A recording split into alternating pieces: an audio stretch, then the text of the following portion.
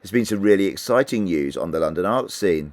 Lux, the exhibition which showcases artists who work with OLED technology, is back at 180 Studios on the Strand. This show was a hot ticket in autumn of 2021. In fact, so hot that some people weren't able to get entrance at the times they wanted. So the fact that the show's now extended until the 6th of February gives you a wonderful opportunity to come down and experience a mesmerising series of artworks on OLED screens. I visited this show in December 2021, and I'm going to be reviewing it here and giving you a taster so that you can decide for yourselves if you want to come down. So come and join me as I explore the show Lux. Welcome to the Art Vlog with me, George Dopamine. Today I'm excited to be on the Strand in London at one of the new hot tickets of British art, 180 Studios. 180 Studios is in the basement of this brutalist building just off the Strand up there. And as you can see, it's quite busy, people constantly coming in and out. And the show is called Lux, and it's £20 to get in, which is quite expensive, so I'm hoping for big things. That's the peak price ticket. I think it's cheaper if you go in the day. But you couldn't get more slap bang in the middle. I don't actually think of this area as a hotbed of contemporary art. Obviously the Courtauld Gallery is closed.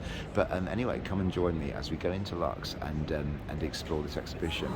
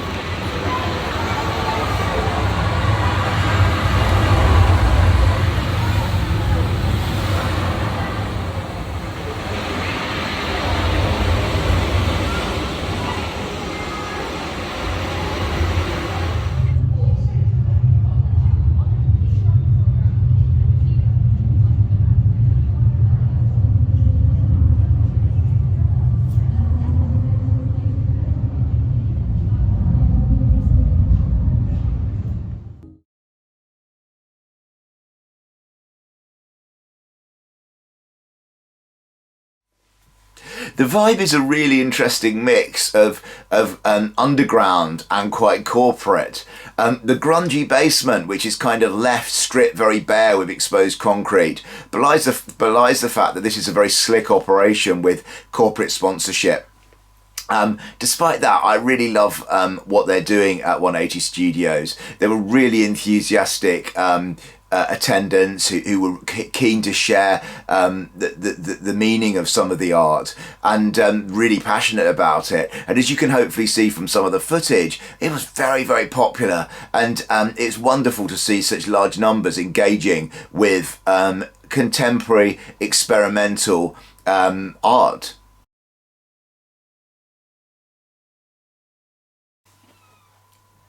I found the overall exhibits a mixed bag.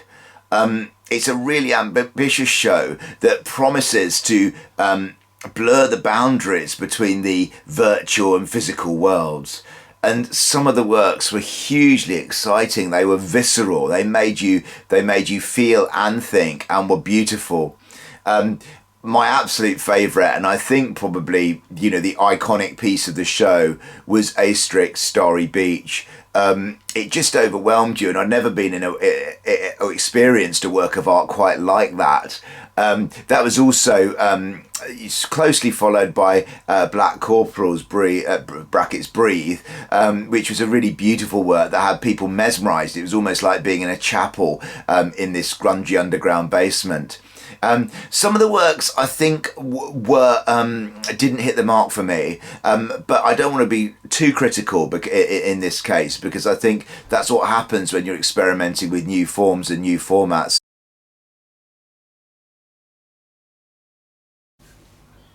So, overall, would I recommend that you hotfoot it down to 1OT Studios on the Strand to see Lux before it closes on the 6th of February? Yes, I think I would. Partly because it's a chance for you to see a range of collectives and individual artists producing work in this OLED, that's organic LED form, which apparently I've found out is a superior form of LED. I'll leave those of you into technology to research it further.